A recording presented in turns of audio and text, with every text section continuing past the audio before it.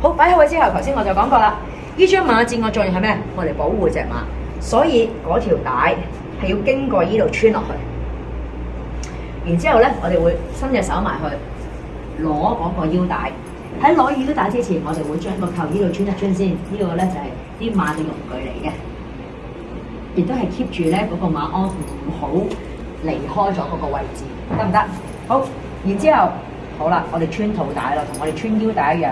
首先穿咗第一個窿，定咗位先。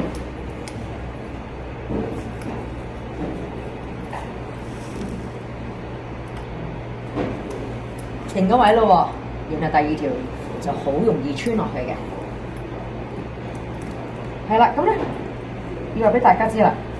而家我穿個肚帶，點解？咦，好似你而家仲更加容易嘅，因為咧馬咧好似人咁噶，突然間你有啲嘢勒住佢咧，佢會將個肚脹開，唔俾你收緊佢，因為收緊佢唔舒服噶嘛。咁所以慢慢嗱，而家我頭先好難想啦，係咪？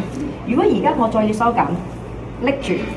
然之後攞隻手指掹上去，你就見到，咦，又收斷咗一個窿喎，見唔見到？所以其實收肚帶咧，唔可以一收就收晒上去，我哋係要逐格去收嘅。